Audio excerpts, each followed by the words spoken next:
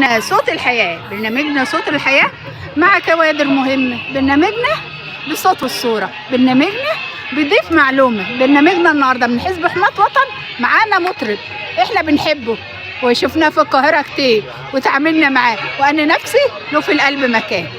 معايا الأستاذ مجدي الطويل. كل سنة وأنت طيب.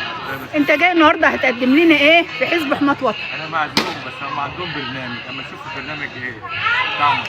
يعني عجبك البرنامج هتغني، ما عجبكش مش هتغني؟ لا لو ليا مكان هغني يا ست. ان شاء الله يبقى لك مكان، ومكانك في وسطنا، ده انت ببلدك.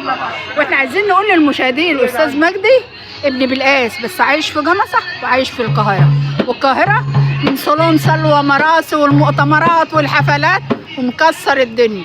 ومعاه الاستاذ محمد القاسم مطرب ببلقاس. بس عرفنا بقى حتة من صوتك. هنشتغل دلوقتي. صوتك وريني صوتك. الفرقه جايه دلوقتي. انا غلطانه. ومعايا حضرتك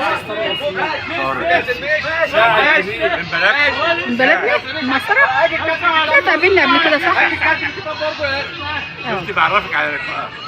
لا احنا اتقابلنا قبل كده في مؤتمر وعملت لقاء وياك صح؟ ابن بلدنا وابن المعصرة. المعصرة دي تحت الصفر، احنا هنا ببلقاس. تقول ايه النهارده؟ انت شايف الاستاذ محمد طلبة عامل شغل حلو لحزب حماة وطن، وحزب حماة وطن فعلا فرض نفسه عندنا هنا في بلقاس. كويس طبعا، حاجة إيجابية، ونتمنى إن يبقى يسير على نفس النهج ده والضرب ده. أحزاب كتير بلقاس مدينة على الحركة مدينة كبيرة، وليه المدينة بتاعتنا زي ما احنا بنروح القاهرة المؤتمرات وبنروح، ليه ما يبقاش عندنا الحاجة هنا بدل ما احنا بنجري وبنسعى ليها؟ واحنا شايفينه النهارده دي خريطة جديدة ان احنا متواجدين هنا.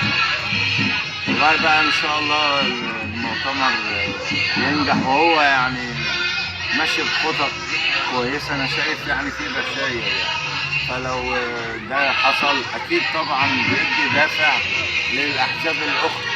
احنا سعداء بيك، ومن خلال البرنامج بتاعنا بنقول لحضرتك منور الدنيا، والمعصرة على راسنا احنا صحيح قد كده بس هي على راسنا. وكل سنة وانت طيب.